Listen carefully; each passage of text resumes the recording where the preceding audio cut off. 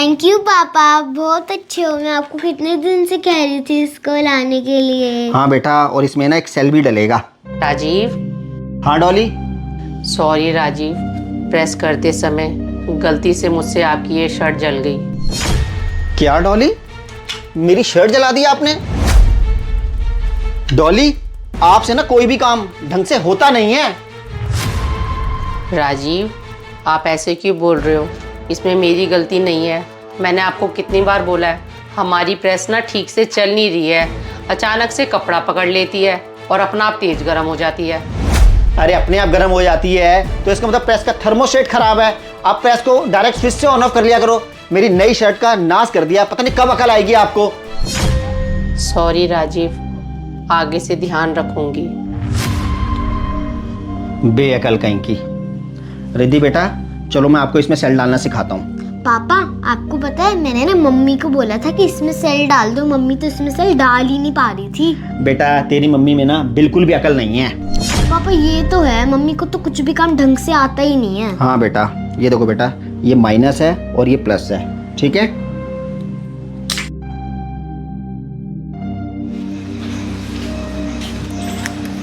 पापा, मम्मी ने मेरे को टॉय नहीं लेकर दिया। डॉली, जब मैंने आपको बोला था विदुर को कोई ना कोई टॉय लेके दे देना, तो आपने क्यों नहीं लेके दिया? राजीव, मैं इसको टॉय लेकर तो दे देती, लेकिन जो टॉय मांग रहा था ना पूरे 550 रुपए का था। मैं कहाँ से इतना महंगा इसको टॉय दिला देती। डॉली, टॉय सिर्फ 550 का ही तो था, कौन सा 10,000 रुपए का था? तुम्हें तो ना बस बच्चों को रुलाना ही आता है। कोई बात नहीं विदुर बेटा, मैं आपको मार्केट लेके जाऊंगा और टॉय दिलवा के दूंगा। पापा बहुत अच्छे हो, मम्मी बहुत गंदी है। हाँ बेटा, तेरी मम्मा तो है ही बहुत गंदी। हम शाम को जाएंगे, जो तू टॉय बोल रहा था ना, मैं तुझे वही दिलवा के दूंगा, ठीक है? अब क्या बताऊं मम्मी, राजीव तो मेरी रिस्पेक्ट करते नहीं है। बच्चों के सामने मुझे भला बुरा कहते रहते हैं। अब तो नौबत यहाँ तक आ गई है, राजीव को देखकर बच्चे भी मुझे पलटकर जवाब देने लग गए हैं और मेरा कोई भी कहना नहीं मानते हैं।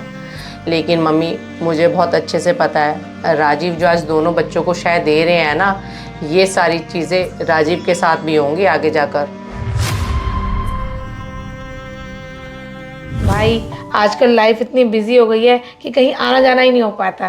बहन, बिजी तो आदमी मरते दम तक ही रहता है। अकेली आ गई है, जीजा जी को भी ले आती। भाई, मैंने आपके जिया जी को बोला था कि मेरे साथ चलो, पर वो कह रहे मैं इतना बिजी हूँ, अभी मैं जा नहीं सकता, फिर कभी चलूँगा, तू हो यार। रिद्धि बेटे, ये कौन सी मैनर्स हैं? अगर आपको चिप्स लेनी थी तो बाउल में से एक लेते, आपने तो पूरा ही उठा लिया। अरे डॉली, तो क्या हो गया, पूरा बाउल उठा लिया तो? बच्ची है, खाने दो, क्यों रोका टोकी करती रहती हो? राजीव, ये क्या बात हुई? अगर बच्चे कुछ गलत करते हैं तो उनको समझाना चाहिए, ना कि उनकी गलती पे उनको सपोर्ट करना चाहिए। रिद्धि, अगर आपको चिप्स लेना था तो बाउल में से एक उठाना था, आपने पूरा बाउल क्यों उठाया? रखो बाउल उधर पे। ये लो मम्मी, रख देती हूँ। पापा कुछ नहीं कहते, आप पूरे दिन बोलते रहते हो, आप बहुत गंदे हो।